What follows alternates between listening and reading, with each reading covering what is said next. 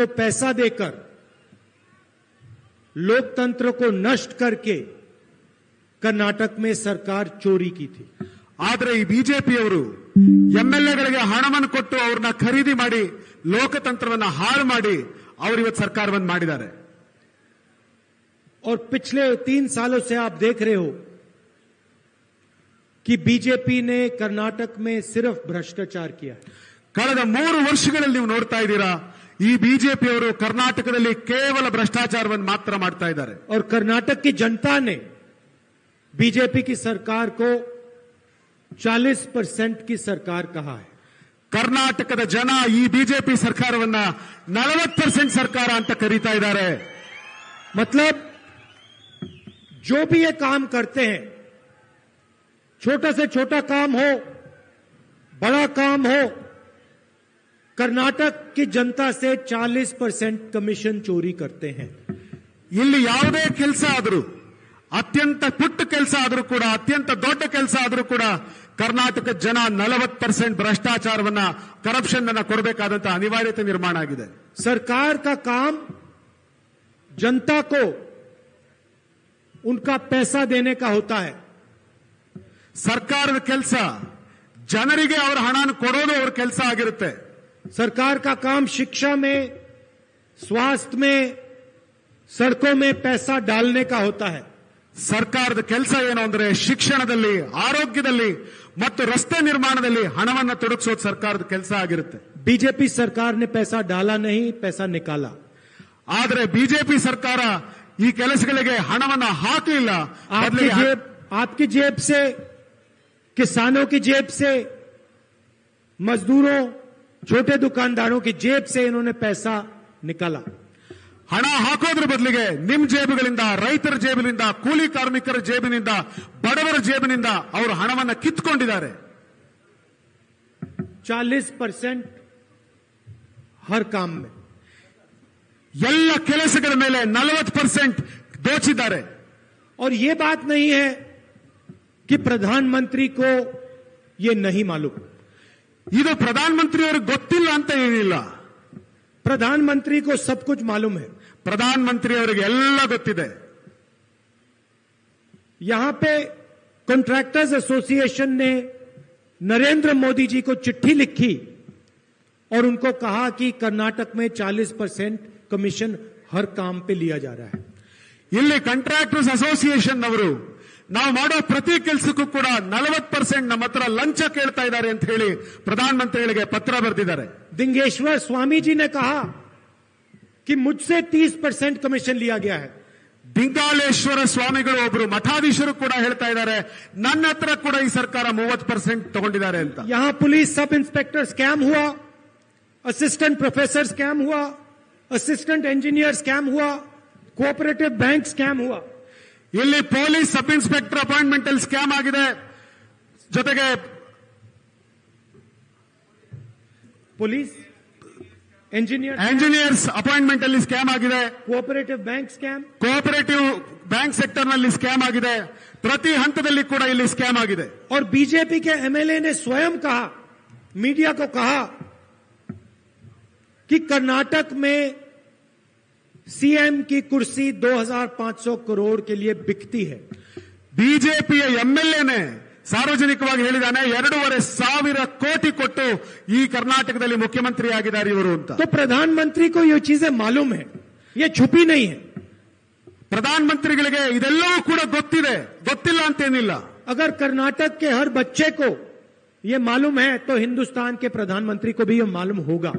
ಕರ್ನಾಟಕದಲ್ಲಿರುವಂತಹ ಪ್ರತಿ ಮಗುಗೂ ಇದು ಗೊತ್ತಿದೆ ಅಂತ ಅಂದಮೇಲೆ ಈ ದೇಶದ ಪ್ರಧಾನಮಂತ್ರಿಗೂ ಕೂಡ ಇದು ಗೊತ್ತಿರಲೇಬೇಕು।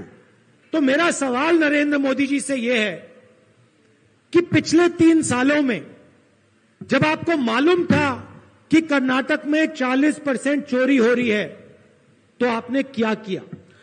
ನಾನು ಪ್ರಧಾನಮಂತ್ರಿ ಕೇಳಲಿಕ್ಕೆ ಬಯಸ್ತೇನೆ, ಇಷ್ಟೆಲ್ಲ ಅನ್ಯಾಯ ಆಗ್ತಿದೆ ಅಂತ ನಿಮಗೆ ಗೊತ್ತಿದ್ರು ಕೂಡ ಕಳೆದ 3 ವರ್ಷದಿಂದ ನೀವು ಇದನ್ನು ನಿಲ್ಲಿಸೋದಕ್ಕೆ ಏನ್ ಮಾಡಿದೀರಾ? आपने चोरी को रोकने की कोशिश की? ನೀವು ಈ ಒಂದು ಲೂಟಿಯನ್ನು ನಿಲ್ಲಿಸುವಂತ ಪ್ರಯತ್ನ ಮಾಡಿದೀರಾ?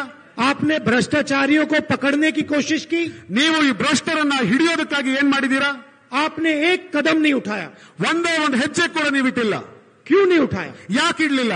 और अगर आप आज आते हो, कर्नाटक की जनता से वोट मांगने आते हो, ನೀವು ಕರ್ನಾಟಕಕ್ಕೆ ಬರ್ತೀರಿ, ಕರ್ನಾಟಕ ಜನರನ್ನ ವೋಟ್ ಕೇಳಕ್ ಬರೋದೇ ಆದ್ರೆ तो आपको यह समझाना चाहिए कि जब कर्नाटक की जनता से 3 साल के लिए 40% चोरी किया जा रहा था, तो हिंदुस्तान के प्रधानमंत्री ने क्या एक्शन लिया, क्या डिसीजन लिया, रोकने की कैसे कोशिश की, यह बताना चाहिए। ಕರ್ನಾಟಕ ಜನರನ್ನು ವೋಟ್ ಕೇಳೋದಕ್ಕಿಂತ ಮುಂಚೆ ಈ ದೇಶದ ಪ್ರಧಾನಮಂತ್ರಿ ಜನರಿಗೆ ಹೇಳಬೇಕು, ಕಳೆದ 3 ವರ್ಷಗಳಿಂದ ಈ ಒಂದು 40% ಭ್ರಷ್ಟಾಚಾರವನ್ನು ನಿಲ್ಲಿಸೋದಕ್ಕೋಸ್ಕರ ಯಾವ ಕೆಲಸ ನಾವು ಮಾಡಿದೀವಿ ಅನ್ನೋದನ್ನ ಜನರಿಗೆ ಮೊದಲು ಹೇಳಬೇಕು। अब मैंने आपको कहा कि सरकार का काम जनता को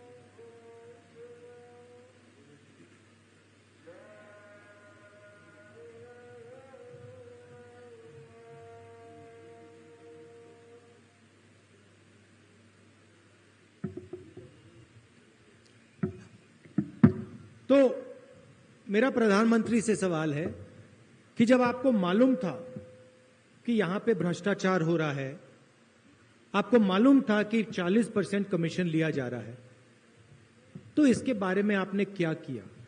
अपने भाषण में कर्नाटक की जनता को आप ये बताइए कि जब मुझे पता लगा कि 40% कमीशन लिया जा रहा था तो मैंने ये और ये किया। ನಿಮಗೆ ಈ ರಾಜ್ಯದಲ್ಲಿ 40% ಭ್ರಷ್ಟಾಚಾರ ಆಗ್ತಾ ಇದ್ದಿದ್ದು ಗೊತ್ತಿದ್ದು ಕೂಡ ಇವತ್ತು ಇವ್ರ ಹತ್ರ ವೋಟ್ ಕೇಳಕ್ ಬಂದಿದ್ದೀರಲ್ಲ, ಈ ಜನಗಳಿಗೆ ನೀವು ಹೇಳಬೇಕು, ನಾನು ಈ ಭ್ರಷ್ಟಾಚಾರವನ್ನ ನಿಲ್ಲಿಸೋದಕ್ಕಾಗಿ ನಾನು ಇಂತಿಂತದ್ನೆಲ್ಲ ಮಾಡಿದೀನಿ ಅಂತ ಜನಗಳ ಮೊದಲು ಹೇಳಿ। आप कर्नाटक की जनता को यह भी समझाइए कि जब कर्नाटक को टैक्स का पैसा मिलना चाहिए और कर्नाटक को जो कर्नाटक का हक था वो पैसा नहीं मिला तो आपने क्या किया? ಕರ್ನಾಟಕ ಜನಕ್ಕೆ ನೀವು ಇದನ್ನ ಹೇಳಿ, ಕರ್ನಾಟಕ ಜನ ಕಟ್ಟಿದಂತ ಟ್ಯಾಕ್ಸಿನ ಮೇಲೆ ಅವರ ಹಕ್ಕೇನಿತ್ತು, ನಾವು ಅದನ್ನ ಅವ್ರಿಗೆ ಕೊಡ್ಲಿಲ್ಲ ನ್ಯಾಯವಾಗಿ ಅನ್ನೋದನ್ನು ಕೂಡ ನೀವು ಈ ಜನಗಳಿಗೆ ಹೇಳಿ। और आप ये भी बताइए, जब कर्नाटक में बाढ़ आई, जबरदस्त नुकसान हुआ, तो आपने क्या मदद की? ಕರ್ನಾಟಕದಲ್ಲಿ ಹಿಂದೆ ಪ್ರವಾಹಗಳು ಬಂದು ತುಂಬಾ ಅನ್ಯಾಯ ಆದಂತ ಸಂದರ್ಭದಲ್ಲಿ, ಜನರು ನಷ್ಟ ಆದಂತ ಸಂದರ್ಭದಲ್ಲಿ ಜನಕ್ಕೆ ಏನ್ ಮಾಡಿದ್ವಿ ಅನ್ನೋದನ್ನ ಹೇಳಿ। और गोवा, महाराष्ट्र और कर्नाटक के बीच में जो पानी का मसला है, पानी बांटने का मसला है, उसमें आपने कर्नाटक की कैसे मदद की, यह भी बता दीजिए। ಗೋವಾ, ಮಹಾರಾಷ್ಟ್ರ ಮತ್ತು ಕರ್ನಾಟಕ ರಾಜ್ಯಗಳ ನಡುವೆ ನೀರಿಗೋಸ್ಕರ ಏನಿವತ್ತು ಸಂಘರ್ಷ ನಡೀತಾ ಇದೆ, ಅದನ್ನ ನಿಲ್ಲಿಸೋದಕ್ಕಾಗಿ ನೀವೇನ್ ಮಾಡಿದ್ರಿ, ಕರ್ನಾಟಕಕ್ಕೆ ಏನ್ ಸಹಾಯ ಮಾಡಿದ್ರಿ ಅದನ್ನು ಹೇಳಿ। आप कर्नाटक के चुनाव में आते हो, कर्नाटक की बात नहीं करते हो, अपनी बात करते हो। ನೀವು ಕರ್ನಾಟಕದಲ್ಲಿ ಚುನಾವಣೆ ಮಾಡೋದಕ್ಕೆ ಬರ್ತೀರಿ, ಆದ್ರೆ ಕರ್ನಾಟಕದವರು ಮಾತಾಡಲ್ಲ, ನಿಮ್ಮ ಮಾತನ್ನು ನೀವು ಹೇಳೋದು ಹೊರಟಿದ್ದೀರಿ। आपको यह बताना चाहिए कि आपने पिछले 3 सालों में कर्नाटक में क्या करवाया। ನೀವು ಜನರಿಗೆ ಇದನ್ನ ಹೇಳಿ, ಕಳೆದ 3 ವರ್ಷಗಳಿಂದ ಕರ್ನಾಟಕದಲ್ಲಿ ನಿಮ್ ಸರ್ಕಾರ ಏನ್ ಮಾಡಿದೆ ಅನ್ನೋದನ್ನ ಹೇಳಿ. आपको ये भी कहना चाहिए कि अगले 5 सालों में आप क्या करने वाले हो. ನೀವು ಅಷ್ಟು ಮಾತ್ರ ಅಲ್ಲ, ಮುಂದೆ ನಾವು ಅಧಿಕಾರಕ್ಕೆ ಬಂದ್ರೆ ಏನ್ ಮಾಡ್ತೀವಿ ಅಂತಾದ್ರೂ ಜನಕ್ಕೆ ಅದನ್ನಾದ್ರೂ ಹೇಳಿ. कर्नाटक के युवाओं के लिए क्या करोगे, शिक्षा के लिए क्या करोगे, स्वास्थ्य के लिए क्या करोगे, भ्रष्टाचार के खिलाफ क्या करोगे, ये आपको अपने भाषण में बोलना चाहिए. ನೀವು ಕರ್ನಾಟಕದ ಯುವಕರಿಗೆ ಏನ್ ಮಾಡ್ತೀರಿ, ಆರೋಗ್ಯಕ್ಕಾಗಿ ಏನ್ ಮಾಡ್ತೀರಿ, ಶಿಕ್ಷಣಕ್ಕಾಗಿ ಏನ್ ಮಾಡ್ತೀರಿ, ಕರ್ನಾಟಕದಲ್ಲಿರುವಂತಹ ಭ್ರಷ್ಟಾಚಾರವನ್ನ ನಿಲ್ಲಿಸೋದಕ್ಕಾಗಿ ಏನ್ ಮಾಡ್ತೀರಿ ಅನ್ನೋದನ್ನ ಜನಗಳ ಮುಂದೆ ಹೇಳಿ. ನೀವು ये चुनाव आपके बारे में नहीं है, ये चुनाव कर्नाटक के जनता और कर्नाटक के भविष्य के बारे में है. ಈ ಚುನಾವಣೆ ನಿಮಗಾಗಿ ನಡೀತಿರೋದಲ್ಲ, ಚುನಾವಣೆ ನಡೀತಿರೋದು ಕರ್ನಾಟಕದ ಜನರಿಗೋಸ್ಕರ, ಕರ್ನಾಟಕದ ಜನರ ಭವಿಷ್ಯಕ್ಕೋಸ್ಕರ ನಡೀತಾ ಇರುವಂತಹ ಚುನಾವಣೆ ಇದು. आप कहते हो कि कांग्रेस ने मेरे ऊपर 91 बार आक्रमण किया. ನೀವು ಕಾಂಗ್ರೆಸ್ ನನ್ನ ಮೇಲೆ ಅನೇಕ ಬಾರಿ ಆಕ್ರಮಣ ಮಾಡ್ತು ಅಂತ ಹೇಳ್ತೀರಿ. मगर आप ये कभी नहीं कहते हो कि कर्नाटक के लिए मैंने क्या किया. ಆದ್ರೆ ನೀವು ಯಾವತ್ತೂ ಹೇಳಿಲ್ಲ ಕರ್ನಾಟಕಕ್ಕೆ ನಾನೇನು ಮಾಡಿದೆ ಅನ್ನೋದನ್ನ ಹೇಳ್ತಾ ಇಲ್ಲ. अगले भाषण में आप ये बताइए कर्नाटक की जनता को कि पिछले 3 सालों में आपने कौन सी चीजें की और अगले 5 सालों में आप क्या करने जा रहे हो. ನೀವು ಮತ್ತೆ ಕರ್ನಾಟಕ ಜನಕ್ಕೆ ಮಾತಾಡೋದಾದ್ರೆ ಕಳೆದ 3 ವರ್ಷದಲ್ಲಿ ಕನ್ನಡಿಗರಿಗೆ ನಾನು ಏನ್ ಕೊಟ್ಟೆ ಅನ್ನೋದನ್ನ ಹೇಳಿ. ಧೈರ್ಯ ಇದ್ರೆ ನೀವು ಮತ್ತೆ ಮುಂದೆ ಸರ್ಕಾರ ಬಂದ್ರೆ ಏನ್ ಮಾಡ್ತೀವಿ ಅನ್ನೋದನ್ನ ಹೇಳಿ ನೀವು. और दूसरी बात, जैसे हम यहां आते हैं, हम भाषण देते हैं, हम अपनी नेताओं के बारे में बात करते हैं. ಮತ್ತೆ ನಾವಿಲ್ಲಿ ಬಂದಾಗ ನಾವಿಲ್ಲಿಗೆ ಬರ್ತೀವಿ, ಭಾಷಣ ಮಾಡ್ತೀವಿ, ನಮ್ಮ ನಾಯಕರುಗಳ ಬಗ್ಗೆ ಹೇಳ್ತೀವಿ. सिद्धरमैया जी ने क्या किया, डीके शिव कुमार जी क्या करते हैं. ನಾವು ಸಿದ್ದರಾಮಯ್ಯನವರು ಈ ರಾಜ್ಯಕ್ಕೆ ಏನ್ ಮಾಡಿದ್ರು, ಡಿಕೆ ಶಿವಕುಮಾರ್ ಅವರು ಏನ್ ಮಾಡಿದ್ರು ಅನ್ನೋದ್ರ ಬಗ್ಗೆ ಹೇಳ್ತೀವಿ. हम सब नेताओं के नाम लेते हैं. ನಾವೆಲ್ಲ ನಾಯಕರುಗಳ ಹೆಸರು ಹೇಳಿ ಅವ್ರು ಕೊಟ್ಟಂತ ಕೊಡುಗೆ ಬಗ್ಗೆ ಹೇಳ್ತೇವೆ. आप आते हो, आप अपने चीफ मिनिस्टर का नाम तक नहीं लेते हो, आप येदुरप्पा जी का नाम तक नहीं लेते हो. ಆದ್ರೆ ನೀವು ಬರ್ತೀರಾ, ನಿಮ್ ಮುಖ್ಯಮಂತ್ರಿ ಹೆಸರು ಹೇಳಲ್ಲ, ಯಡಿಯೂರಪ್ಪನವ್ರ ಹೆಸರು ಕೂಡ ಹೇಳಲ್ಲ, ಹಂಗೆ ಮಾತಾಡೋಗ್ತೀರಾ. आपके भाषण सिर्फ नरेंद्र मोदी जी के बारे में होते हैं. ನಿಮ್ ಭಾಷಣ ಬರೀ ನರೇಂದ್ರ ಮೋದಿ ಬಗ್ಗೆ ಮಾತ್ರ ಆಗಿರುತ್ತೆ.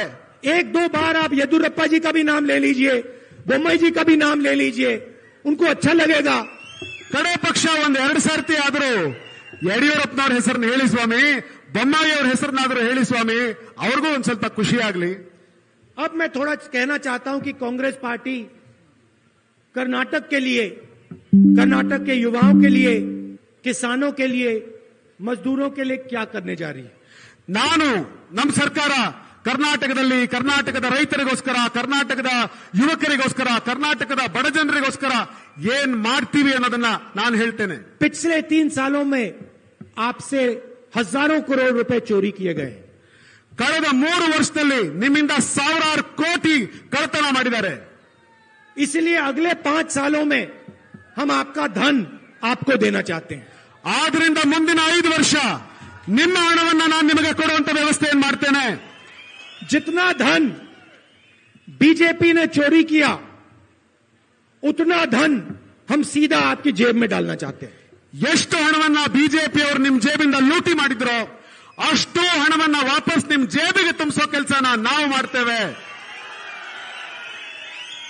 बीजेपी ने जो चोरी की थी उसकी सबसे बड़ी चोट महिलाओं को लगी है. ಬಿಜೆಪಿ ಅವರು ಏನ್ ಲೂಟಿ ಮಾಡಿದರು, ಅವರು ದೊಡ್ಡ ಪ್ರಮಾಣ ಲೂಟಿ ಮಾಡಿದ್ದು ನಮ್ಮ ಹೆಣ್ಣು ಮಕ್ಕಳ ಹಣವನ್ನ. एक तरफ उन्होंने भ्रष्टाचार किया, 40% चोरी की, दूसरी तरफ उन्होंने महंगाई बढ़ाई. ಒಂದ್ ಕಡೆ ಅವರು ಭ್ರಷ್ಟಾಚಾರ ಮಾಡಿ 40% ಲಂಚ ಹೊಡೆದ್ರು, ಇನ್ನೊಂದು ಕಡೆಯಿಂದ ಬೆಲೆ ಏರಿಕೆ ಮಾಡಿ ಎಲ್ಲ ವಸ್ತುಗಳ ಬೆಲೆ ಏರಿಸಿದ್ರು. अपने मित्रों की मदद करी और पूरे देश में महंगाई बढ़ा दी. ಅವರ ಸ್ನೇಹಿತರಿಗೆ ಸಹಾಯ ಮಾಡಬೇಕು ಅನ್ನೋ ಒಂದೇ ಒಂದು ಕಾರಣಕ್ಕೋಸ್ಕರ ಇಡೀ ದೇಶದಲ್ಲಿ ಬೆಲೆ ಏರಿಕೆ ಮಾಡಿದ್ರು. तो हमारा पहला कदम गृह लक्ष्मी स्कीम, जिसमें हम हर महीने कर्नाटक की महिलाओं को 2000 रुपए बैंक अकाउंट में डालेंगे. ನಾವಿಡುವಂತ ಮೊದಲನೇ ಹೆಜ್ಜೆ ನಮ್ಮ ಹೆಣ್ಣು ಮಕ್ಕಳಿಗೆ ಗೃಹಲಕ್ಷ್ಮಿ ಯೋಜನೆಯನ್ನು ತಂದಿದ್ದೇವೆ. ನಮ್ಮ ಮನೆಯ ಹೆಣ್ಣು ಮಕ್ಕಳಿಗೆ 2,000 ರೂಪಾಯಿಗಳನ್ನ ಅವರ ಅಕೌಂಟ್ಗೆ ಹಾಕುವಂತ ವ್ಯವಸ್ಥೆ ಮಾಡ್ತೇವೆ. दूसरा कदम गृह ज्योति 2000 यूनिट मुफ्त बिजली हर महीने. ಎರಡನೇ ಹೆಜ್ಜೆ 200 ಯೂನಿಟ್ ವಿದ್ಯುತ್ ಅನ್ನ ಪ್ರತಿಯೊಬ್ಬರಿಗೂ ಒಂದೊಂದು ಮನೆಗೂ ನಾವು ಉಚಿತವಾಗಿ ಕೊಡ್ತೇವೆ. तीसरा वायदा अन्न भाग्य स्कीम 10 किलो चावल हर मेंबर हर परिवार के मेंबर को. ಮೂರನೇ ಯೋಜನೆ ಈ ರಾಜ್ಯದ ಪ್ರತಿಯೊಬ್ಬ ಬಡವನಿಗೂ ಮನೆ ಮನೆಯಲ್ಲಿ ಒಬ್ಬೊಬ್ಬ ವ್ಯಕ್ತಿಗೆ 10 ಕೆಜಿ ಅಕ್ಕಿಯನ್ನು ಕೊಡುವಂತ ವ್ಯವಸ್ಥೆಯನ್ನು ಮಾಡ್ತೇವೆ. चौथा वायदा जिसको हम सखी कहते हैं, महिलाओं के लिए पब्लिक ट्रांसपोर्ट मुफ्त में. ನಾಲ್ಕನೇ ವ್ಯವಸ್ಥೆ ನಮ್ಮ ಹೆಣ್ಣು ಮಕ್ಕಳಿಗೆ ಸಖಿ ಅನ್ನೋ ಯೋಜನೆ ತಂದಿದ್ದೇವೆ. ನಮ್ಮ ಹೆಣ್ಣು ಮಕ್ಕಳು ಬಸ್ಸಲ್ಲಿ ಓಡಾಡಿದರೆ ಅವರಿಗೆ ಸಂಪೂರ್ಣವಾಗಿ ಉಚಿತ ಮಾಡ್ತೇವೆ, ಬಸ್ ಟಿಕೆಟ್ ಉಚಿತ ಮಾಡ್ತೇವೆ. अगर कोई भी महिला कर्नाटक में बस में जाएगी, पब्लिक बस में जाएगी, सरकारी बस में जाएगी, तो उसे 1 रुपया नहीं देना पड़ेगा. ಕರ್ನಾಟಕದಲ್ಲಿ ಯಾವುದೇ ಹೆಣ್ಣು ಮಗಳು ಸರ್ಕಾರಿ ಬಸ್ಸಲ್ಲಿ ಓಡಾಡಿದರೆ ಅವಳ ಹತ್ರ 1 ರೂಪಾಯಿ ಕೂಡ ಇಸ್ಕೊಳ್ಳೋದಿಲ್ಲ ಇನ್ಮೇಲೆ. भाइयों और बहनों, नोटबंदी और जीएसटी ने कर्नाटक में बेरोजगारी फैला दी है. ನೋಟ್ ಬಂದಿ ಮಾಡಿದ್ರಿಂದ, ಜಿಎಸ್ಟಿಯನ್ನ ಜಾಸ್ತಿ ಮಾಡಿರೋದ್ರಿಂದ ಕರ್ನಾಟಕದಲ್ಲಿ ಇವತ್ತು ನಿರುದ್ಯೋಗ ಜಾಸ್ತಿ ಆಗಿದೆ. बीजेपी ने कॉलेजेस और यूनिवर्सिटीज को प्राइवेटाइज कर दिया. ಬಿಜೆಪಿ ಅವರು ಕಾಲೇಜ್ಗಳನ್ನ ಯೂನಿವರ್ಸಿಟಿಗಳನ್ನು ಕೂಡ ಪ್ರೈವೇಟೈಸ್ ಮಾಡಿಬಿಟ್ಟಿದ್ದಾರೆ. युवाओं को रोजगार नहीं मिलता है, ये कर्नाटक की सच्चाई है. ಕರ್ನಾಟಕದಲ್ಲಿ ಯುವಕರಿಗೆ ಉದ್ಯೋಗ ಸಿಗ್ತಾ ಇಲ್ಲ, ಇದು ಸತ್ಯ. इसलिए हम कर्नाटक के युवाओं के लिए युवा निधि स्कीम ला रहे हैं. ಆದ್ರಿಂದಲೇ ನಾವು ಕರ್ನಾಟಕದ ಯುವಕರಿಗೋಸ್ಕರ ಯುವ ನಿಧಿ ಅನ್ನುವಂತ ಯೋಜನೆಯನ್ನು ತಗೊಂಡು ಬರ್ತಾ ಇದ್ದೇವೆ. नरेंद्र मोदी जी ने, कर्नाटक के चीफ मिनिस्टर ने आपको बेरोजगारी दी, हम आपको युवा निधि देने जा रहे हैं. ನರೇಂದ್ರ ಮೋದಿ ಅವರು ಮತ್ತು ಕರ್ನಾಟಕ ರಾಜ್ಯದ ಮುಖ್ಯಮಂತ್ರಿ ನಮ್ಮ ಯುವಕರನ್ನ ನಿರುದ್ಯೋಗಿಗಳನ್ನು ಮಾಡಿದ್ರು, ನಾವು ನಿಮಗೆ ಯುವ ನಿಧಿಯನ್ನು ಕೊಡ್ತೇವೆ. युवा निधि का मतलब 2 साल के लिए हर ग्रेजुएट को 3,000 रुपए हर महीना मिलेगा. ಡಿಗ್ರಿ ಮುಗಿಸಿರುವಂತಹ ಪ್ರತಿಯೊಬ್ಬ ಯುವಕನಿಗೂ ಕೂಡ ಪ್ರತಿ ತಿಂಗಳು ಅವನಿಗೆ 3,000 ರೂಪಾಯಿ ಸಿಗೋ ತರ ನಾವು ಮಾಡ್ತೇವೆ. और हर डिप्लोमा होल्डर को 1,500 रुपए हर महीने मिलेगा. ಡಿಪ್ಲೊಮಾ ಮಾಡಿದಂತ ಪ್ರತಿಯೊಬ್ಬ ಯುವಕನಿಗೂ ಕೂಡ 1,500 ರೂಪಾಯಿ ಸಿಗೋ ತರ ಮಾಡ್ತೇವೆ. ये हमारे 5 वायदे हैं. ಇದು ನಾವು ಕೊಟ್ಟಿರುವಂತ 5 ಭರವಸೆಗಳು. और मैं मोदी जी से कहता हूं, मोदी जी आप हमारे वायदों की बुराई करते हो, आप ये भी कर्नाटक को बता दो आप करने क्या जा रहे हो. ಮೋದಿ ಅವರಿಗೆ ನಾನು ಕೇಳಲಿಕ್ಕೆ ಬಯಸ್ತೇನೆ, ನಾವು ಕೊಟ್ಟಿರುವಂತ ಯೋಜನೆಗಳ ಬಗ್ಗೆ ನೀವು ಕೆಟ್ಟ ಮಾತುಗಳನ್ನು ಆಡ್ತೀರಿ, ಆಯ್ತು ನೀವು ಕರ್ನಾಟಕಕ್ಕೆ ಏನ್ ಮಾಡ್ತೀರಿ ಅದನ್ನಾದ್ರೂ ಹೇಳಿ. और ये चुनाव कर्नाटक की जनता, कर्नाटक के युवा, कर्नाटक की माताएं और बहनों के बारे में है. ಈ ಚುನಾವಣೆ ಕರ್ನಾಟಕದ ಜನರು, ಕರ್ನಾಟಕದ ಯುವಕರು ಹಾಗೂ ಕರ್ನಾಟಕದ ತಾಯಂದಿರಿಗೋಸ್ಕರ ನಡೀತಾ ಇರುವಂತ ಚುನಾವಣೆ. ये चुनाव किसी एक व्यक्ति के बारे में नहीं है, नरेंद्र मोदी जी के बारे में नहीं है. ಈ ಚುನಾವಣೆ ಯಾರೋ ಒಬ್ಬ ವ್ಯಕ್ತಿಗಾಗಿ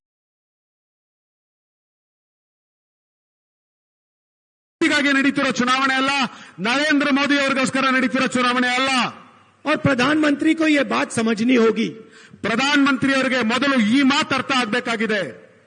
आप यहां आए, इतने प्यार से आपने मेरी बात सुनी, इसके लिए मैं आपको दिल से धन्यवाद करता हूं.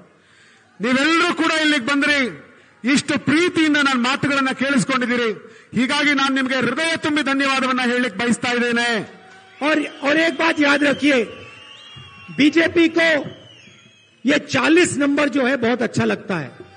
ಆದರೆ ಒಂದು ನೆನ್ಪಿಟ್ಕೊಳ್ಳಿ, ಈ ಬಿಜೆಪಿ ಅವರಿಗೆ 40 ಅನ್ನೋ ನಂಬರ್ ಮೇಲೆ ಬಹಳ ಪ್ರೀತಿ ಇದೆ. हर कॉन्ट्रैक्ट में, हर काम में इन्होंने आपको ये 40 नंबर याद दिलाया था. ಪ್ರತಿ ಕಾಂಟ್ರಾಕ್ಟ್, ಪ್ರತಿ ಕೆಲಸಗಳಾದಾಗ ಅವರು ನಿಮ್ ಜೇಬಿಂದ 40% ಕಿತ್ಕೊಂಡಿದ್ದಾರೆ. इस बार आप बीजेपी को 40 नंबर याद दिलाइए. ಆದ್ರಿಂದ ನೀವು ಈ ಬಾರಿ ಬಿಜೆಪಿಗೆ 40 ಸೀಟೇ ಕೊಡಿ. इनको 40 सीट विधानसभा में दिलवा दीजिए. ಅವ್ರಿಗೆ ಈ ಸರ್ತಿ ವಿಧಾನಸಭೆಯಲ್ಲಿ ಬರೋ 40 ಸೀಟ್ ಕೊಡಿ. और कांग्रेस पार्टी को कम से कम 150 सीटों से जिताना है। ಕಾಂಗ್ರೆಸ್ ಪಾರ್ಟಿಗೆ ಕನಿಷ್ಠ ಪಕ್ಷ 150 ಸೀಟುಗಳನ್ನು ಕೊಟ್ಟು ನೀವೆಲ್ಲರೂ ಗೆಲ್ಲಿಸಿ। और ये जरूरी है क्योंकि जो पैसा इन्होंने आपसे चोरी किया था 40% पैसा, उससे ये अगली सरकार को भी खरीदने की कोशिश करेंगे, चोरी करने की कोशिश करेंगे। ಯಾಕೆ ಅಂತ ಅಂದ್ರೆ ಅವರೇನ್ ನಿಮ್ ಜೇಬಿಂದ 40% ಹಣವನ್ನು ಕಿತ್ಕೊಂಡಿದ್ದಾರೆ, ಅದೇ ಹಣದಿಂದ ಮತ್ತೆ ಬೇರೆ ಸರ್ಕಾರವನ್ನ ಬೀಳಿಸುವಂತ ಪ್ರಯತ್ನ ಮಾಡಿಬಿಡ್ತಾರೆ। ಹೀಗಾಗಿ ನೀವೆಲ್ಲರೂ ಕೂಡ 150 सीट नमक ಕೊಡಿ। और इसीलिए अगर आपने 150 सीटें कांग्रेस को दी तो बीजेपी सरकार नहीं चोरी कर पाएगी। ಆದ್ರಿಂದ ನೀವು ನಮಗೆ 150 सीट ಕೊಟ್ರೆ ಬಿಜೆಪಿ ಅವರು ಯಾವತ್ತೂ ನಮ್ಮ ಎಂಎಲ್ಎಗಳನ್ನ ಕದಿಯೋದಕ್ಕಾಗಲ್ಲ। आप सबका बहुत बहुत धन्यवाद, नमस्कार, जय हिंद। ನಿಮ್ಮೆಲ್ಲರಿಗೂ ಕೂಡ ಬಹಳ ಧನ್ಯವಾದ, ಜೈ ಹಿಂದ್।